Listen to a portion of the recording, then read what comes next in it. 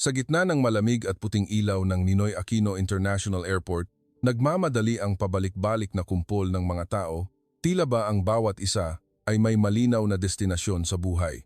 Maliban sa isang babaeng nakatayo malapit sa automatikong pintuang salamin, karga niya ang isang sanggol sa kanyang dibdib, habang ang isang kamay ay hila-hila ang isang lumang maleta.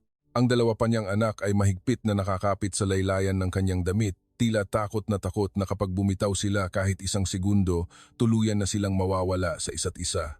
Ang babaeng ito ay nagngangalang Laila.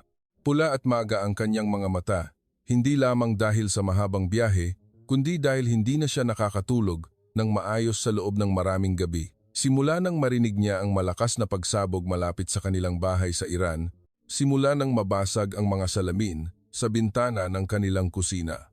Simula nang mapansin niyang napapatalon sa takot ang panganay niyang anak sa tuwing may malakas na kalabog, at simula nang mapagtanto niyang kung mananatili sila roon, baka wala na siyang pagkakataong maprotektahan ang kanyang mga anak.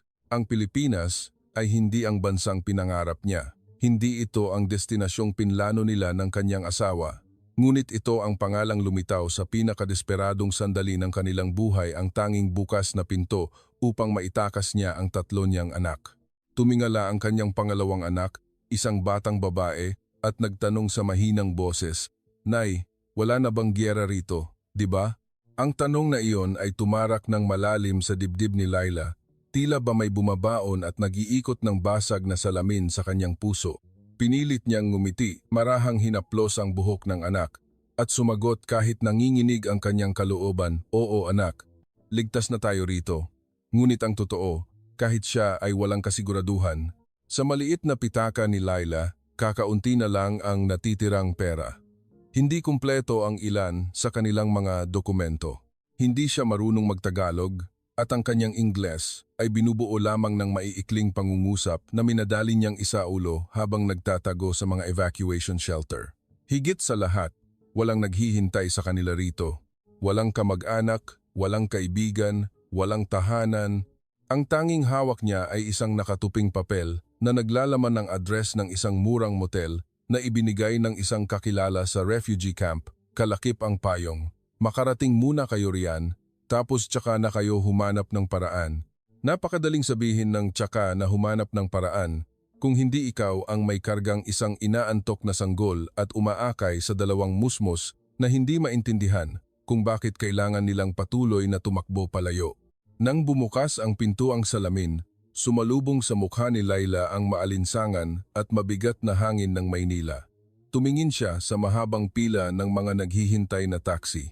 Lumunok siya at sinubukang ipunin ang huling patak ng kanyang lakas upang humakbang. Hindi niya alam na sa gabing iyon ng matinding pagod at kawalan ng pag-asa, ang pagdedesisyon niyang sumakay sa isang partikular na taxi ay magpapabago sa kapalaran niya at ng kanyang mga anak habang buhay. Sa labas ng terminal, maingay at magulo ang pila ng mga taxi. Maraming tsuper ang sanay ng magbukas ng pinto para sa mga pasahero. May mga nakatingin sa relo, may mga bumubuntong hininga, at may mga nagtatawag ng pasahero dahil sa gabing tulad nito, bawat minuto ay katumbas ng kita. Ngunit isang lalaki ang tahimik lang na nakaupo sa likod ng manibela. Mas malinis ang sasakyan niya kumpara sa iba. Sa kanyang rearview mirror, may nakasabit na sariwang kwintas ng sampagita na banayad na umiindayog, at sa ibabaw ng dashboard may maliit na rebulto ng sto, ninyo, at isang litrato ng batang babae na nakasuot ng uniforme sa eskwelahan. Siya ay si Mang Roberto, 22 taong gulang. Bilang isang taxi driver, libu-libong pasahero na ang kanyang naisakay, mga turistang malalakas tumawa, mga empleyadong pagod galing sa shift, mga lasing, mga taong umiiyak, mga nag-aaway, at mga taong sobrang tahimik na tila kalahating buhay na lang ang humihinga. Ngunit nang makita niyang humakbang palapit si Laila kasama ang tatlong bata, agad niyang naramdaman na iba ang pamilyang ito. Hindi dahil sa kanilang luma at patong-patong na damit, hindi dahil sa bakas ng takot sa kanilang mga mukha o dahil sa sanggol na nakasubsob sa balikat ng ina, kundi dahil sa mga mata ni Laila, mga mata ng isang taong pinipilit na lang tumayo kahit na durog na ang kanyang buong pagkatao.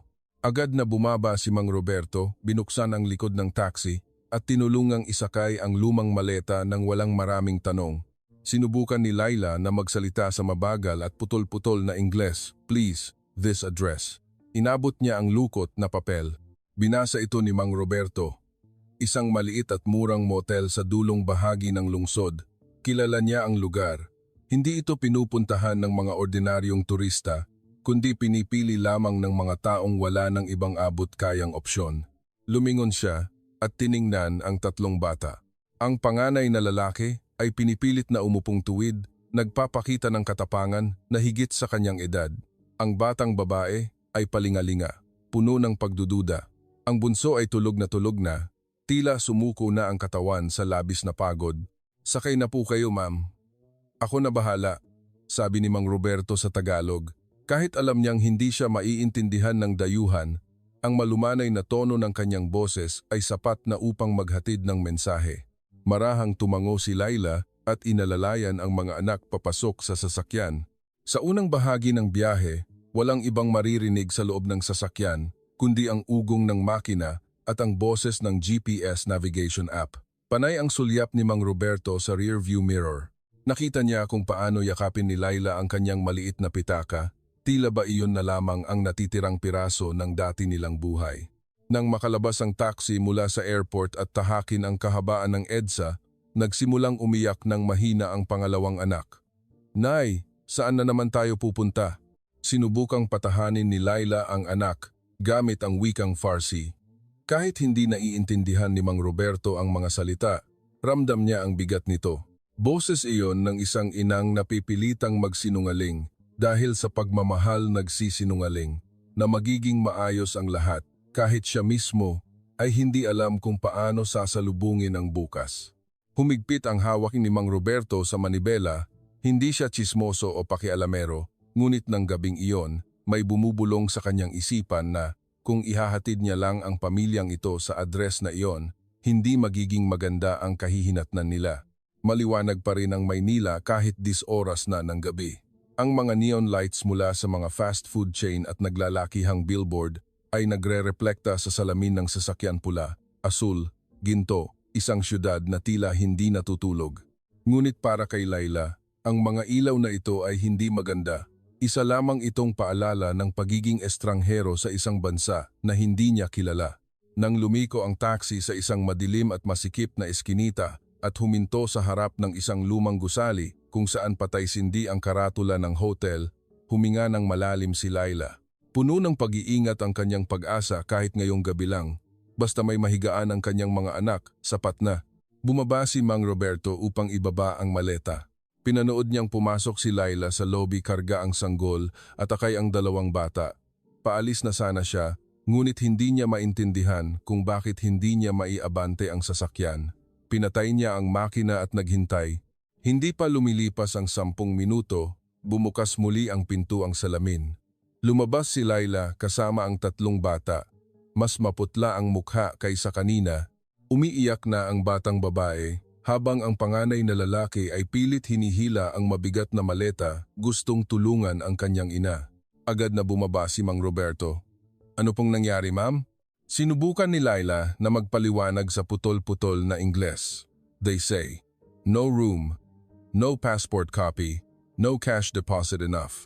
Nagsalita siya habang pilit na ngumingiti, tulad ng isang taong ayaw umiyak sa harap ng isang estranghero, ngunit malinaw na nanginginig ang kanyang mga mata. Hindi sila tinanggihan ng hotel dahil sa puot. Siguro bahagi iyon ng patakaran, siguro dahil 3 ang anak niya, o kulang ang kanyang pera para sa deposit. Pero anuman ang dahilan, iisa lang ang resulta. Walang matutulugan ang pamilyang ito ngayong gabi. Yumuko si Laila at umupo ng patingkayad sa tabi ng bunsong nagsisimula ng mag-alboroto dahil sa gutom at pagod. Natataranta siyang dumukot sa kanyang bag, kinuha ang pinakahuling pakete ng Skyflakes at hinati-hati ito para sa 3 bata. Tahimik itong tinanggap ng bawat isa, walang nagreklamo, walang humingi ng dagdag, dahil tinuruan sila ng giyera na tumanda ng mas mabilis kaysa sa kanilang edad.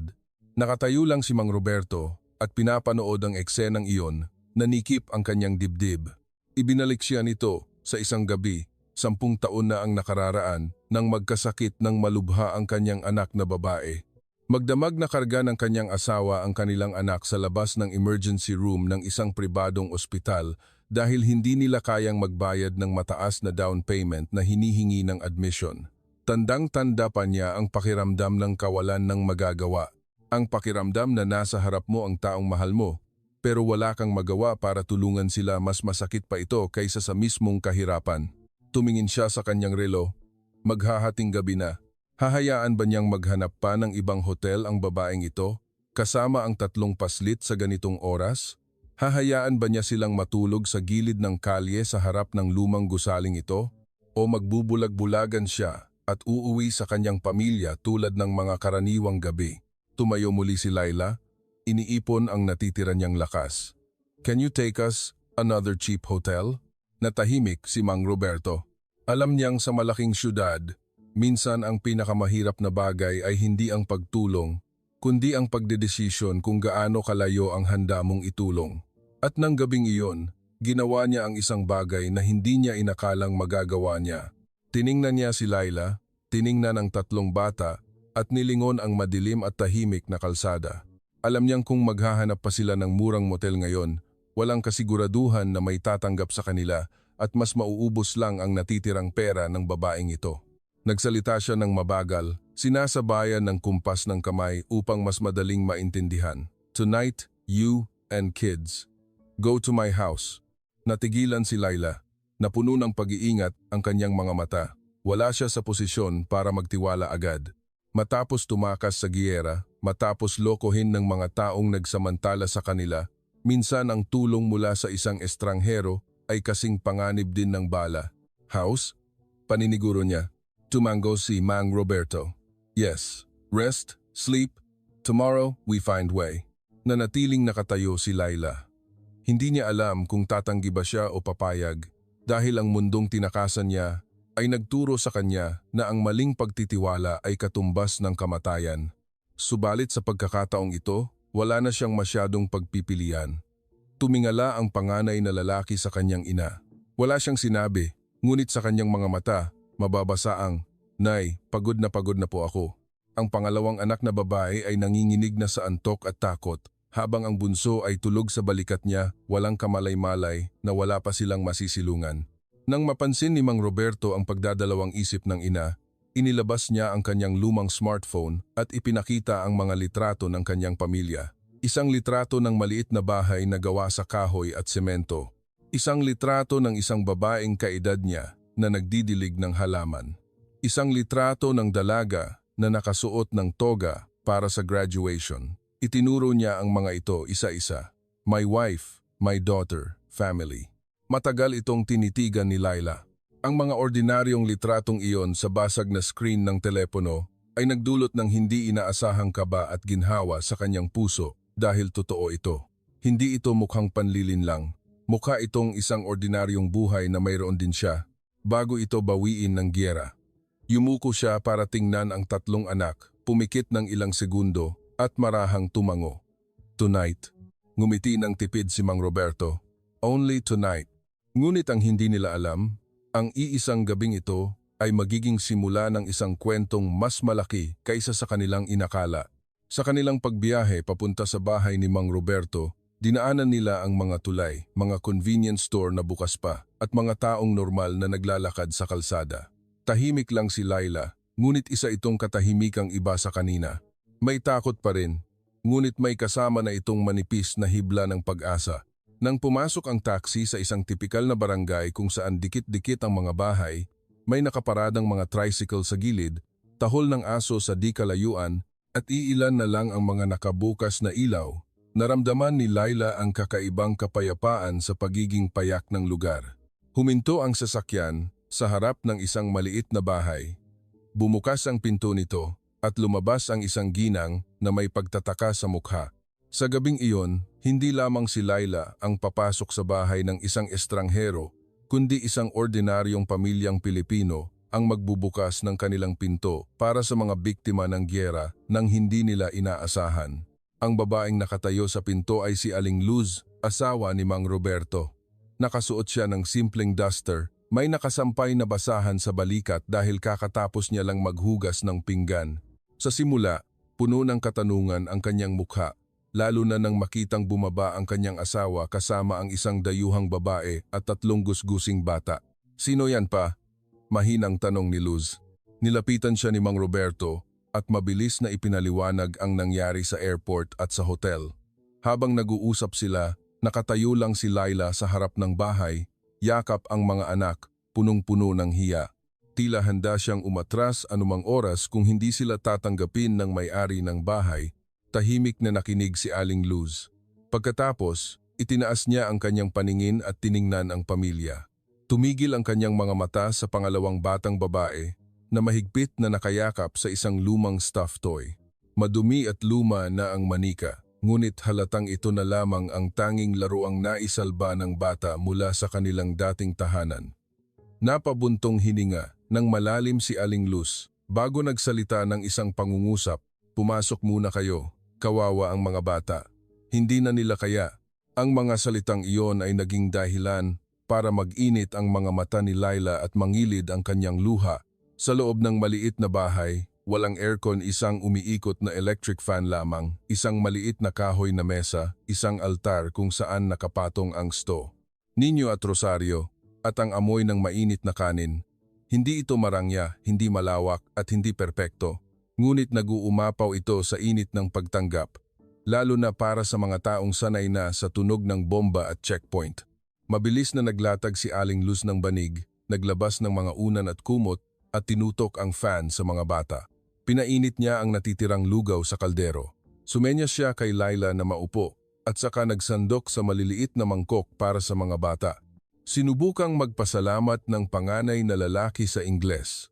Ang batang babae ay kumakain habang tumutulo ang luha, samantalang ang bunso na kakagising lang ay matakaw na inubos ang pagkain, kaya kailangan siyang marahang hagurin ni Aling Luz sa likod upang hindi mabulunan. Habang pinapanood ni Laila ang eksena, tila unti-unting nadudurog ang pader sa kanyang puso.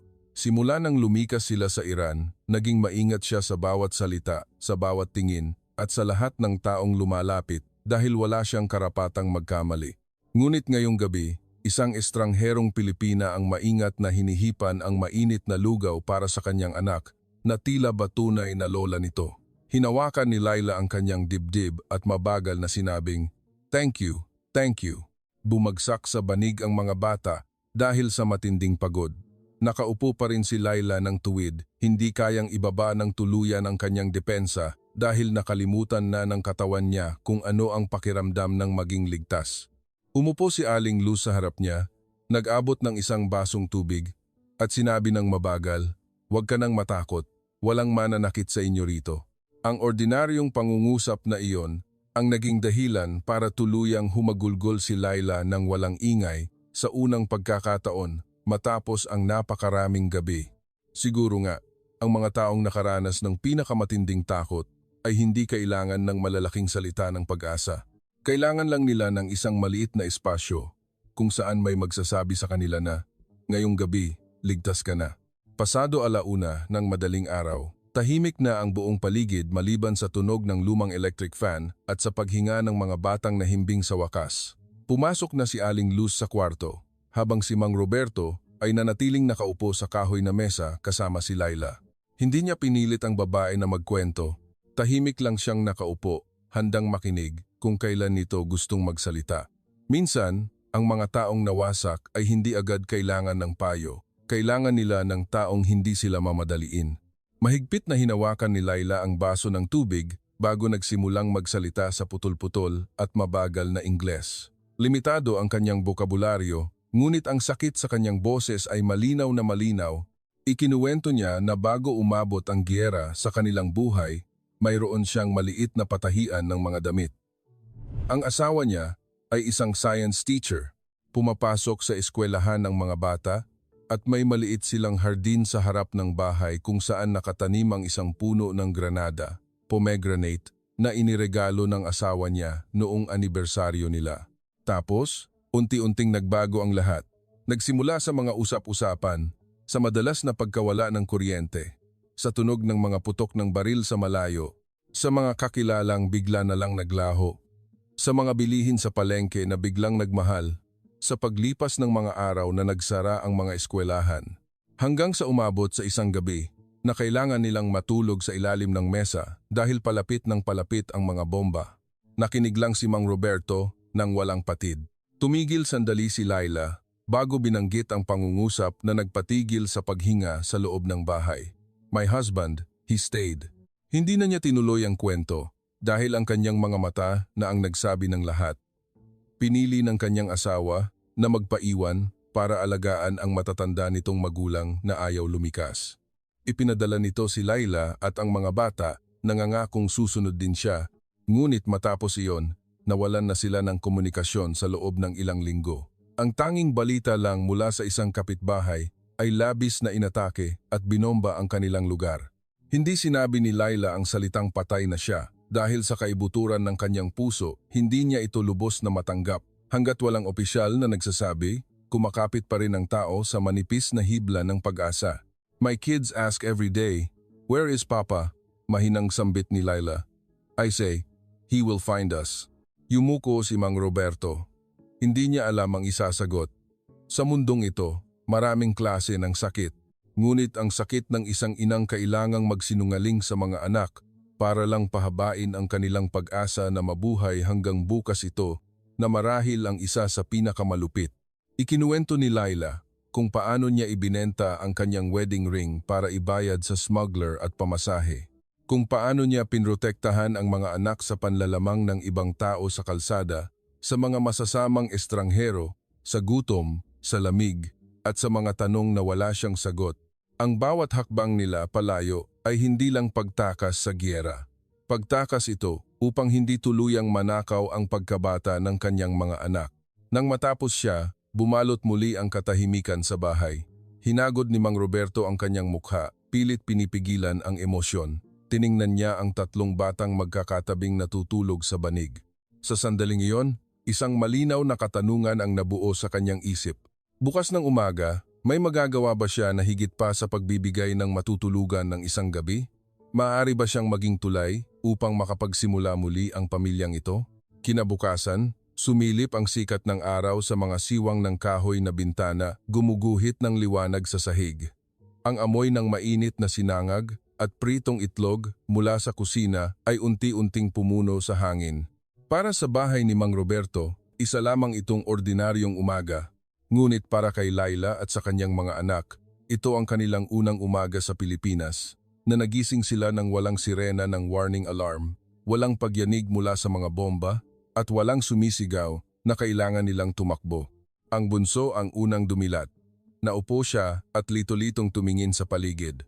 Nang makita niyang kahoy ang kisame at hindi bubong ng tent, hindi airport at hindi sasakyan, nilingon niya ang kanyang ina at mahinang nagtanong, "Nasa bahay na ba tayo?" Nakagat ni Laila ang kanyang labi. Hindi niya alam ang isasagot dahil ang salitang bahay para sa kanila ay hindi na tumutukoy sa isang lugar. Ito ay ang pakiramdam ng kapayapaan na ninakaw sa kanila ng giyera. At ngayong umaga, muli itong naramdaman ng kanyang maliit na anak sa unang pagkakataon. Inilapag ni Aling Luz ang almusal sa mesa at ninitian ang mga bata. Naglabas pa siya ng isang piling ng saging na saba at malambing silang tinawag. Kahit nahihiya pa, unti-unting lumapit ang mga bata dahil sa gutom. Kababalik lang ni Mang Roberto mula sa tindahan.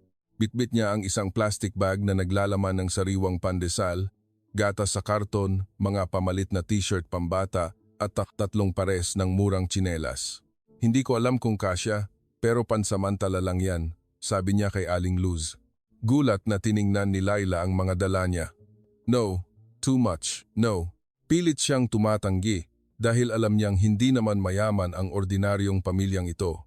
Ang pagtanggap ng ganito karami ay nagpaparamdam sa kanyang nagiging pabigat sila. Ngunit ngumiti lang si Aling Luz. "Kailangan ng mga bata ng damit at tsinelas. Huwag mo nang isipin yon." Isinuot ng pangalawang batang babae ang bagong tsinelas. Tumingala siya at ngumiti sa unang pagkakataon mula nang dumating sila. Ang maliit at inosenteng ngiting iyon ay tila nagpaliwanag sa buong bahay. Pagkatapos mag-almusal, nagsimulang tumawag si Mang Roberto sa mga kakilala niya. Tumawag siya sa isang kaibigang nagtatrabaho noon sa isang NGO para sa mga dayuhan. Tumawag siya sa mga volunteer sa barangay at sa mga kakilalang magaling mag-Ingles. Alam niyang hindi sapat ang awa. Kailangan ng pamilyang ito ng konkretong tulong, kailangan ng legal na matutuluyan, gabay sa kanilang mga papeles at maayos na plano para sa kinabukasan ng 3 bata. Hindi makapaniwala si Laila habang nakatingin sa kanya. Akala niya ang pagdating ng buhay sa Pilipinas ang pinakamalaking milagro. Ngunit ngayon, na-realize niyang ang milagro ay hindi palaging dumarating sa malalaking porma. Minsan, dumarating ito sa anyo ng isang taxi driver, isang maliit na bahay na kahoy, isang simpleng almusal, at isang estranghero na piniling huwag magbulag-bulagan sa pagdurusa ng iba. Sa umagang iyon, walang nakakaalam kung gaano kabilis aayos ang kanilang buhay. Ngunit sa unang pagkakataon matapos ang mahabang buwan, naramdaman ni Laila na hindi na siya lumalaban ng mag-isa. Matapos ang ilang tawag, nakakuha ng magandang balita si Mang Roberto.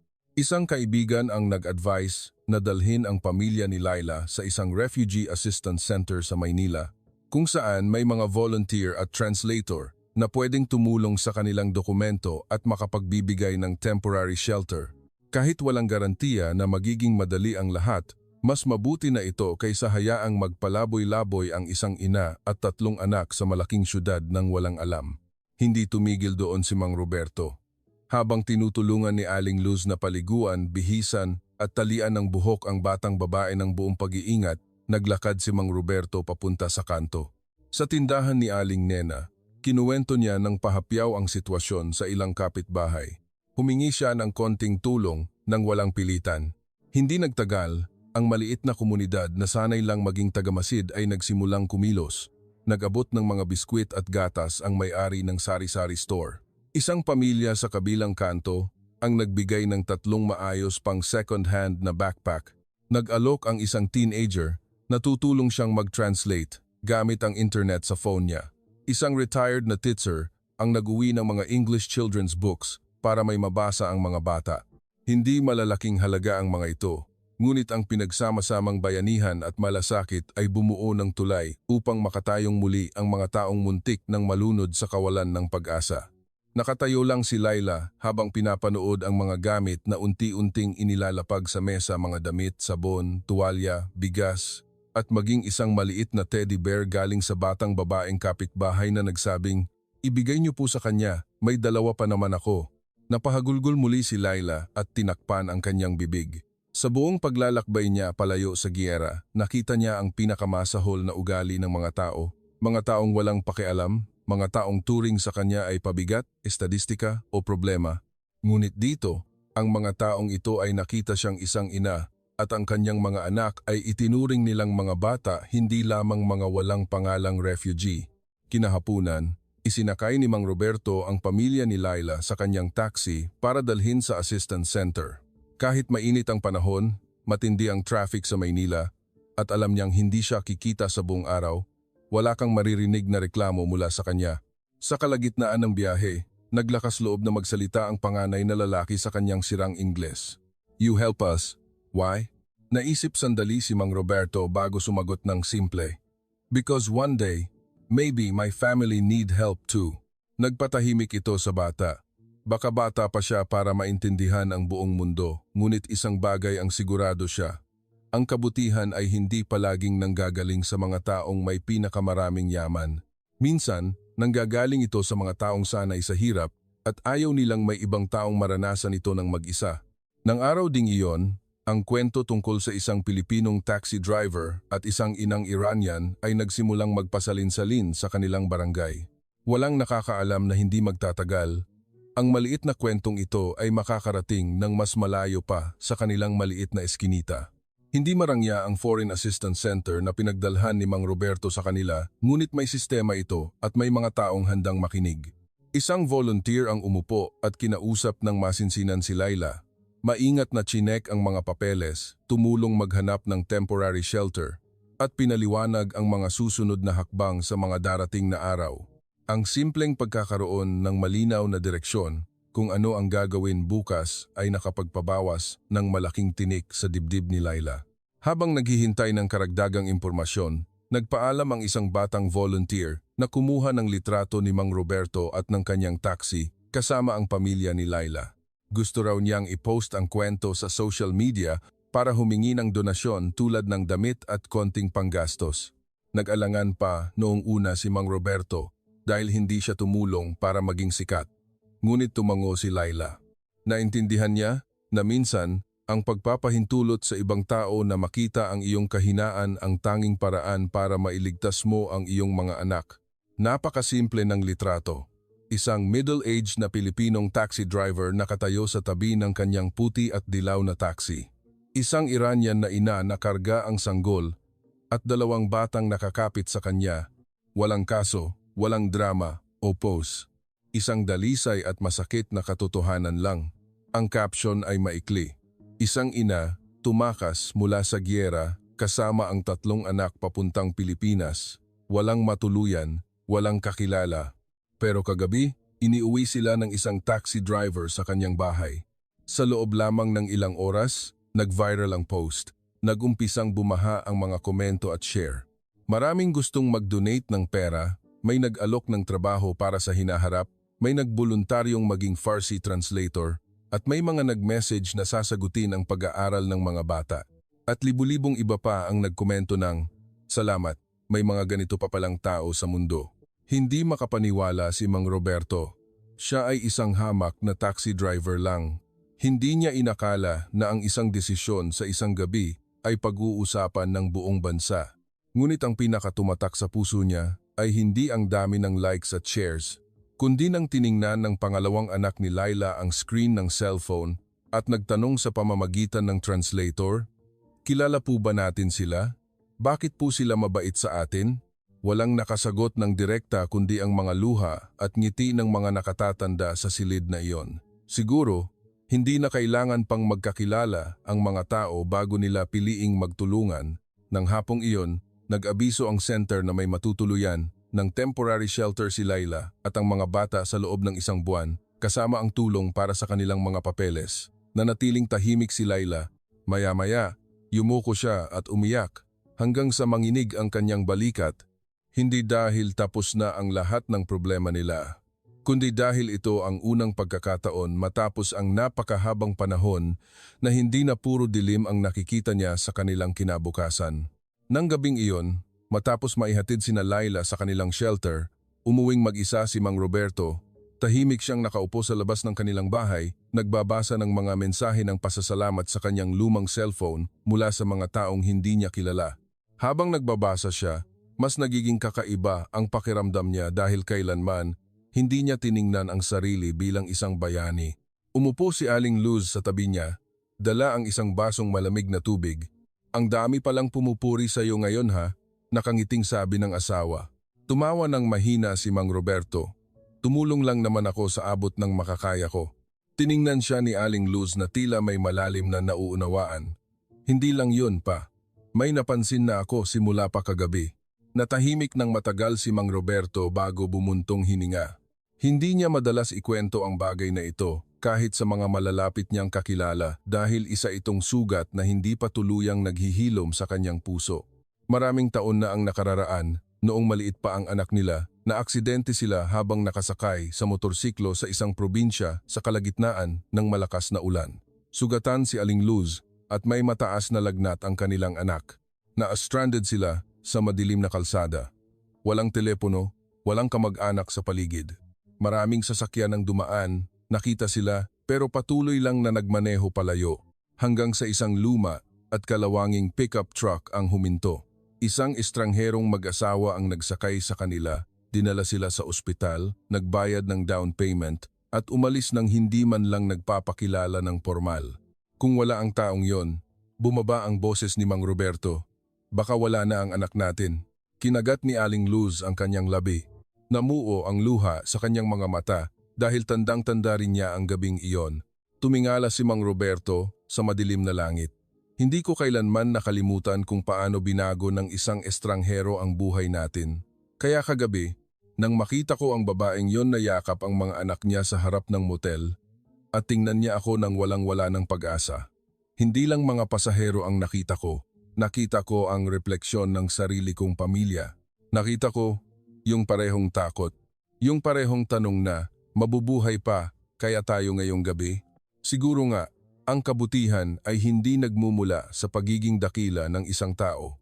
Nagmumula ito sa katotohanang minsan, tayo rin ay nasaktan at ayaw na nating may ibang dumaan sa sakit na iyon.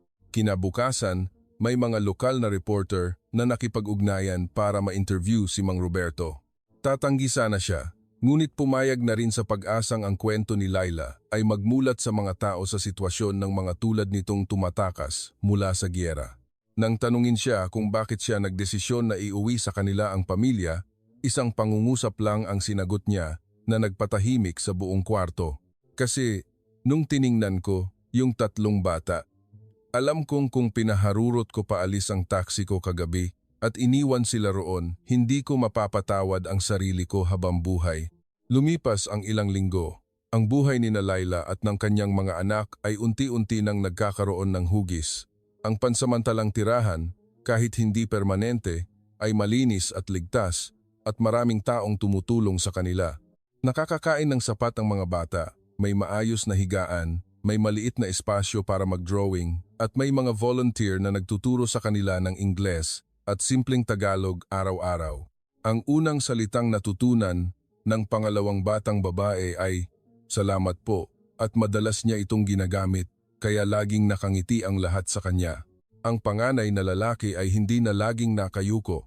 Mula sa isang batang pilit inaako ang responsibilidad ng matatanda, unti-unti siyang bumalik sa pagiging isang normal na bata naglalaro ng second-hand na Lego at walang sawang nagtatanong tungkol sa maraming bagay. Ang bunso ay hindi na nagugulat sa matatalas na ingay at masaya nang nakikipaghabulan sa ibang bata sa center. Si Laila man ay may anino pa rin ng pangungulila sa kanyang mga mata, ngunit hindi na nakabagsak ang kanyang mga balikat tulad noong unang araw. Nagsimula na siyang tumulong sa center, naglalaba, nagtutupi ng damit, at nag-aalaga rin ng ibang bata. Nang malaman ng mga volunteer na isa siyang mananahi sa Iran, binigyan siya ng isang second-hand na sewing machine. Sa unang pagkakataong dumampi muli ang kanyang mga daliri sa tela, gunting at sinulid, natigilan siya ng matagal. Tila ba ang isang bahagi ng kanyang pagkatao na nawala sa giyera ay tahimik na ibinalik sa kanya. Isang araw ng linggo, bumisita sina Mang Roberto at Aling Luz sa shelter. Dala nila ay prutas, pandesal at mga coloring books. Agad na tumakbo palapit ang mga bata na parang mga tunay nilang lolo at lola. Yumakap ang bunso sa hita ni Mang Roberto, habang ang batang babae ay ipinagmalaki ang kanyang drawing, isang bahay na may 5 taong nakatayo sa harap ng pinto. Sa drawing na iyon, may isang ina, 3 magkakapatid at isang lalaking nakadilaw na shirt na nakatayo sa tabi nila. Sino to? Nakangiting tanong ng isang volunteer sa bata. Sumagot ang bata gamit ang kanyang cute na accent sa Tagalog, "Tito Taxi." Nagtawanan ng mahina ang lahat, ngunit napaiwas ng tingin si Mang Roberto dahil muntik na siyang mapaluha. Wala nang mas higit pang pasasalamat kaysa sa makitang ang isang batang dating takot na takot ngumiti ay nakakapag-drawing na ng isang bahay at kasama siya sa ligtas na mundong ginawa nito. Nang araw na iyon, iniabot ni Laila ang isang maliit na paper bag kay Aling Luz. Sa loob nito ay isang panyo na may bordang bulaklak, ginawa ng mano-mano at puno ng pag-iingat. "I made this for family," sabi ni Laila. Tinanggap ito ni Aling Luz na may luha sa mga mata. Minsan, ang mga taong halos wala nang natitira sa buhay ay sila pa ang pinakagustong mag-alay ng pinakamagandang bagay mula sa kanilang puso. At iyon ang nagpapahalaga sa isang simpleng regalo ng higit pa sa anumang mamahaling bagay. Sa araw na iyon, alam ng lahat na hindi pa rin magiging madali ang buhay, kailangan pa nilang asikasuhin ang mga papeles. Walang kasiguraduhan ang bukas. Ngunit ang pinakamahalagang bagay ay nangyari na. Ang isang pamilyang dumating sa Pilipinas ng puno ng takot ay unti-unti nang humihinga ng may pag-asa. Lumipas ang ilang buwan. Naging mas maayos na ang sitwasyon ni Laila. Nabigyan sila ng higit na legal na tulong. Ang mga bata ay nakapasok sa isang community learning center. May mga sponsor na tumutulong sa kanilang gastusin at ang mga tinahi ni Laila ay unti-unti nang nabebenta online sa tulong ng mga volunteer. Mahirap pa rin ang buhay, ngunit umaabante na sila. Isang araw, nagkaroon ng maliit na Thanksgiving event sa center para sa mga volunteer at mga taong nagpakita ng kabutihang loob mula sa komunidad. Imbitado sina Mang Roberto at Aling Luz. Nang pumasok sila sa maliit na kwarto na pinalamutian lamang ng simpleng lobo at isang banner na may nakasulat na pag-asa, agad silang niyakap ng 3 anak ni Laila. Tumayo si Laila hawak ang isang pirasong papel. Gusto raw niyang magsalita. Kahit hindi perpekto ang kanyang Ingles, taimtim na nakinig ang lahat sa loob ng kwarto. Tiningnan niya si Mang Roberto bago nagsimulang magsalita sa nanginginig na boses. Nang dumating ako sa Pilipinas, hindi lang po ako natakot na wala kaming pera o wala kaming bahay, natakot ako na baka wala na ring puso ang mga tao sa mundo. Tumigil siya para pigilan ang pagluha ng kanyang mga mata. Pero dahil sa isang taxi driver, nakatulog ng maayos ang aking mga anak at hindi na sila umiyak ng gabing iyon. Hindi lang niya kami binigyan ng bubong para sa isang gabi.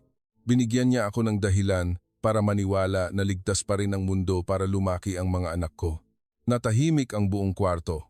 Nakayuko lang si Mang Roberto, nakakuyom ang mga kamay. Hindi siya sanay na maging sentro ng atensyon, ngunit ang mga salitang iyon ay tumagos hanggang sa kanyang buto. Hindi niya kasi kailanman inisip na ang pagbubukas niya ng pinto para sa isang gabi ay aabot sa ganito kalalim na kahulugan. Nagpatuloy si Laila. Maraming kinuha ang giyera sa amin. Ang bahay namin, ang asawa ko, ang aming kinabukasan na nakaplano na. Pero dahil sa kabutihan ng mga tao rito, napatunayan ko na may isang bagay na hinding-hindi makukuha ng giyera, ang ating pagiging tao. Nagsimulang magpunas ng luha ang mga nasa loob ng silid. Lumapit ang pangalawang batang babae at tumabi sa kanyang ina. Lumapit siya sa mikropono at binigkas ang mga salitang Tagalog na paulit-ulit niyang pinraktis ng maraming araw. Maraming salamat po, Tito Taxi. Pumalakpak ng malakas ang lahat sa loob ng silid. Ngunit sa likod ng masigabong palakpakang iyon, may isang bagay na mas malakas na umalingaw-ngaw sa kanilang mga puso, ang realisasyon na hindi nababago ang mundo ng mga makapangyarihang lider o ng mabubulaklak na salita. Nababago ang mundo kapag ang isang ordinaryong tao ay nagdesisyong hindi talikuran ang pagdurusa ng iba. At iyon ang ginawa ng isang taxi driver sa Maynila. Hindi lang siya basta nagsakay ng pasahero galing sa airport, hindi lang niya inuwi ang isang pamilya sa kanyang bahay. Hindi lang niya sila binigyan ng mainit na lugaw at banig na mahihigaan, higit pa roon ang ibinigay niya. Ibinalik niya ang pananampalataya sa puso ng isang ina. Ibinalik niya ang pagkabata ng 3 musmos at nagbigay siya ng sagot sa buong mundo. Na kahit kayang wasakin ng giyera ang mga syudad at bansa, kailanman ay hindi nito kayang sirain ang kabutihan at pagmamahal ng sangkatauhan